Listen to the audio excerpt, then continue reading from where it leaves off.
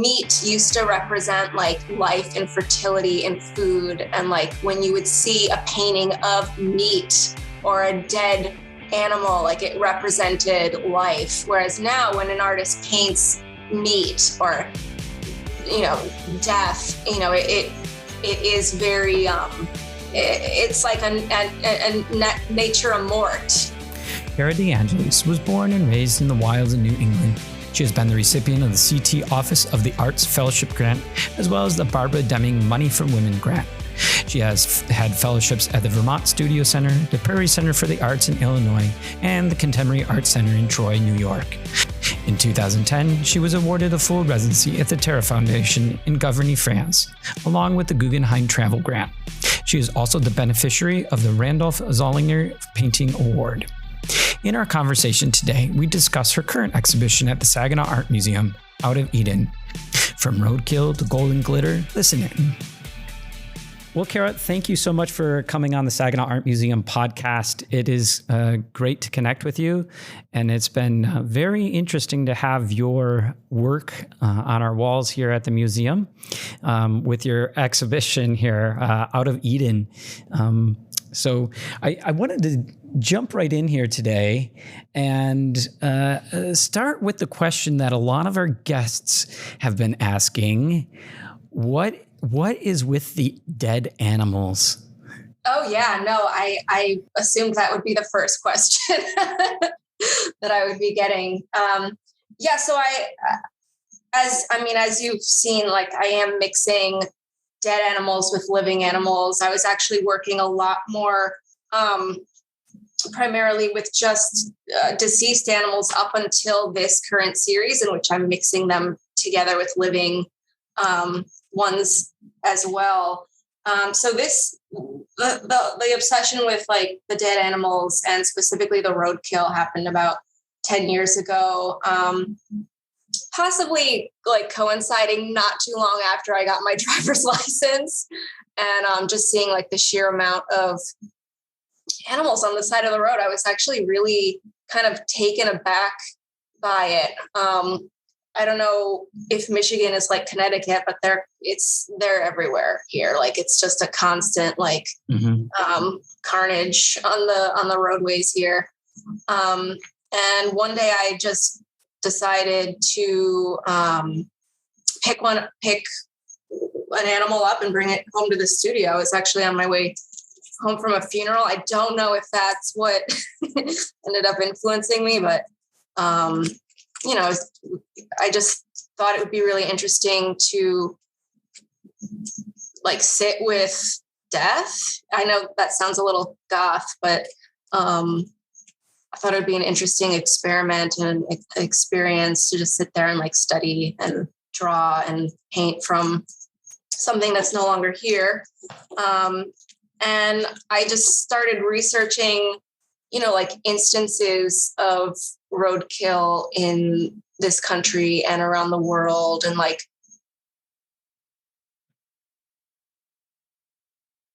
1950s, 60s, when automobiles like had the ability to go faster and more people had their own automobile.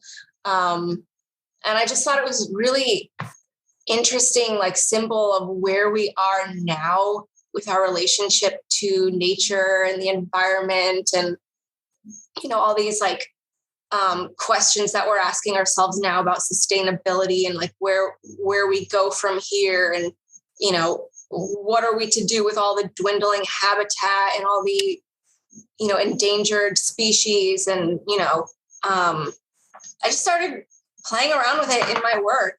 And I don't know, does that answer the question? Well, I think that it does. I think that it's interesting too. Dead animals are not have been a subject in paintings of the past. I'm thinking of these still life paintings, but a lot of times it's in association with a meal or with feast, and it's seen as a banquet. In your case, there's a little bit different context for the reason for these, but certainly a nod to that.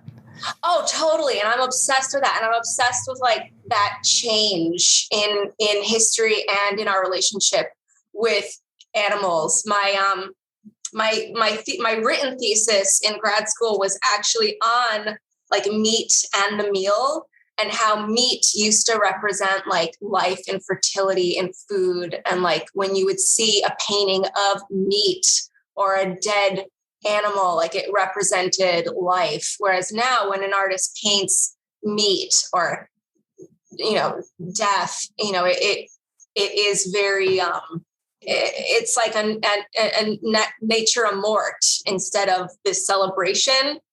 So I am very interested in like how our relationship changed. And I think it's primarily because we are no longer hunters and we no longer have that relationship with food. It's a very, very different relationship we have with food and with animals. And the roadkill also comes in again with that, because most of us, like our primary interaction with like deer and squirrels and raccoons and all these like critters that we may have been like hunting and like living amongst and like bringing into our homes in the past, we just see them on the side of the road. Or, if we're lucky, if we're not lucky, we're like hitting them, or seeing somebody else hit them, or, whatever goes on out there. I've seen some tragic situations. So I'm very interested in all of that. Yeah, it sort of changes. I think it's interesting to hear your description of the way that the relationship has changed with nature and with animals specifically. Sort of along those lines, you have mentioned in the past about your influence of the Hudson River School, and in some cases, almost whole scale, dare I say, copying of that time period. And with the Hudson River School period, it seemed like that group of artists, in a way, was trying to maintain this connection of nature even as the world became industrialized. And now here we are, 2021, and we continue to move forward at a seemingly breakneck pace with technology. Could you comment a little bit more on the influence of the Hudson River School painters and how that's incorporated into your work? Yeah, of course. I've been very into Thomas Cole, who was considered the founder of the Hudson River School, and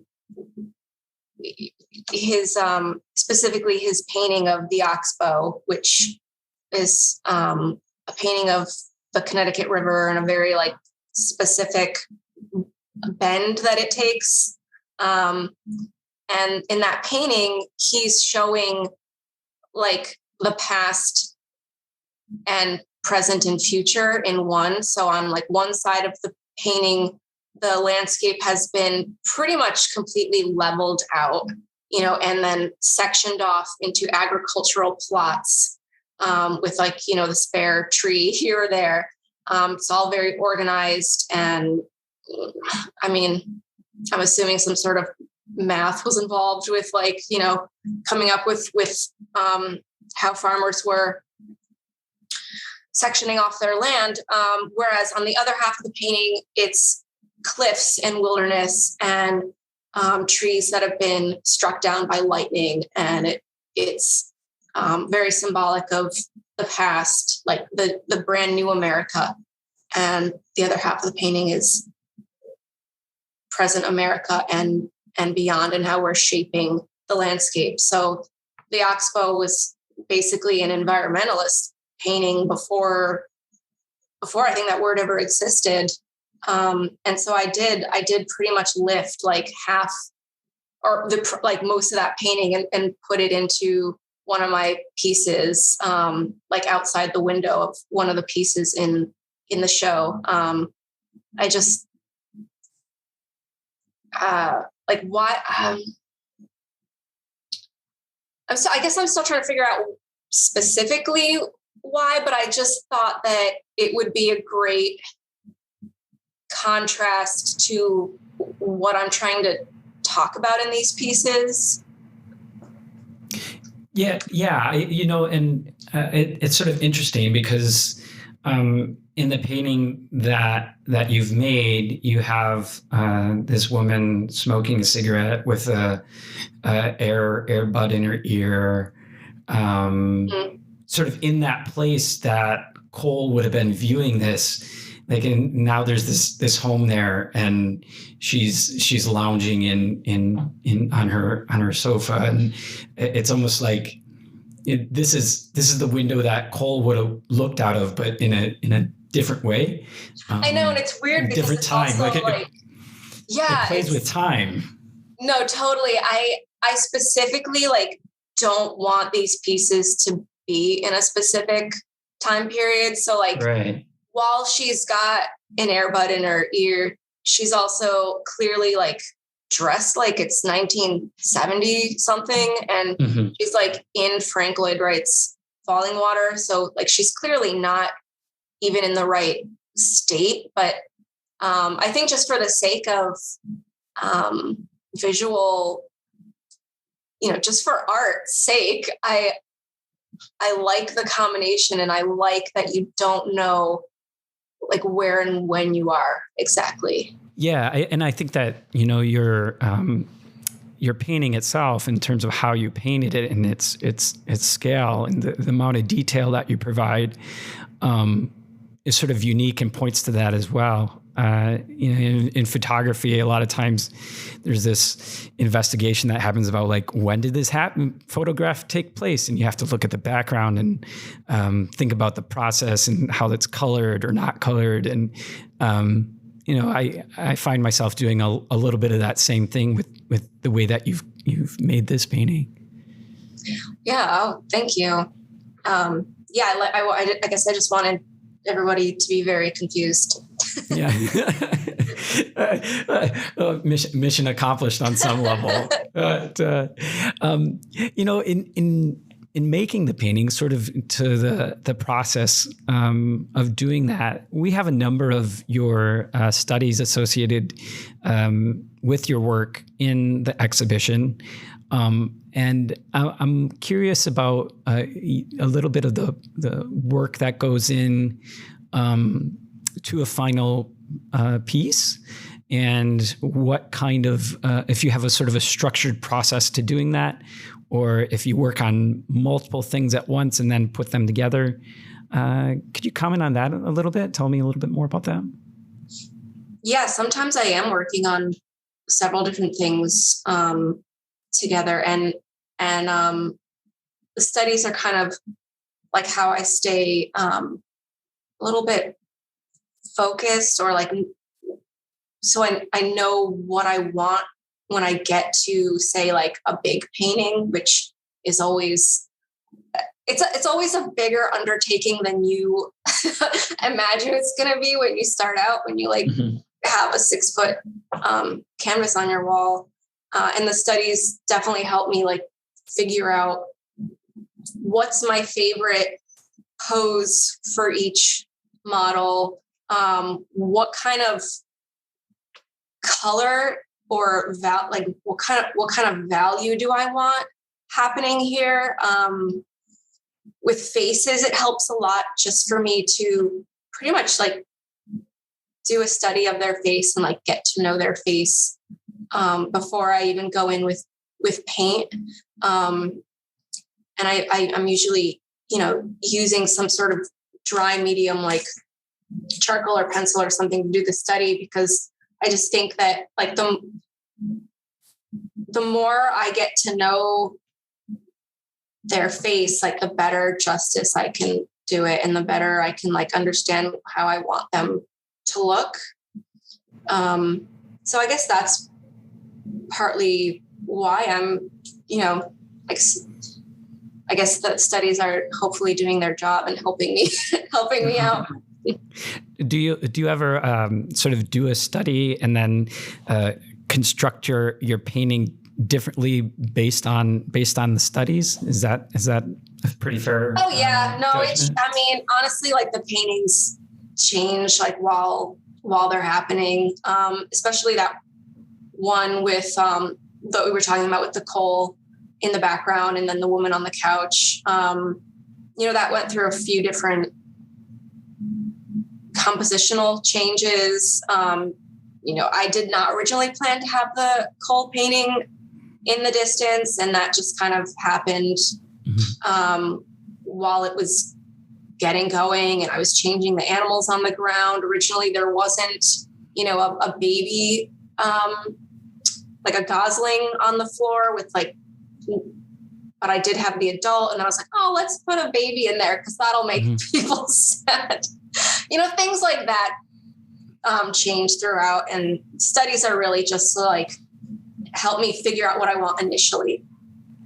Yeah.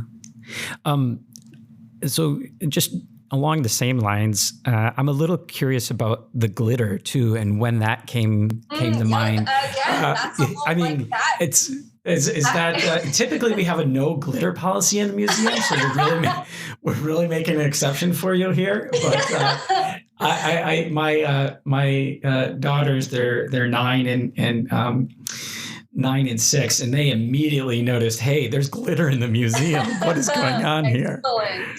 I'd love to hear a little bit of that background, how that came to be. That was just one of those nights in the studio where where I guess I'm just doing things like a shot in the dark. And I asked my friend, I was like, I need glitter. I need gold glitter. And she brought some over, and she imagined I was gonna gracefully skim the surface of the woman's gold dress with it. And when she came back the next day and saw that I had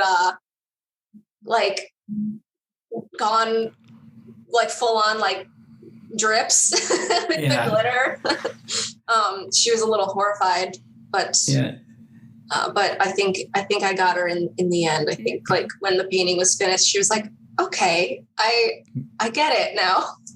Yeah, it's an interesting little touch because you have this incredible painting along with a little bit of sparkle to it, and I think the only way you could get that sparkle would be with gold glitter. That'll do it. I used to, or I have in the past, incorporated tar, drips of tar into the paintings, to kind of go back to the symbolization of roadways and, roadkill and, so I would have drips and blobs of it in the paintings. And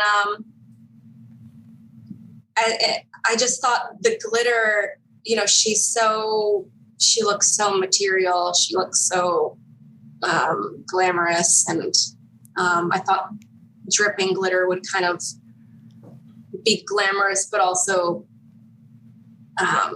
symbolize decay in a weird way. Yeah. Well, it's certainly an interesting touch there. But looking towards the future with your work, are there projects or ideas that you want to explore more with your painting, or are there different medias that you're hopeful to learn more about? I'd love to hear more about sort of your future directions, if you know what those are, if you're willing to share those, or if they're top secret. Certainly, you don't have to let the cat out, let the proverbial cat out of the bag. I mean, things are often top secret, even from myself. So I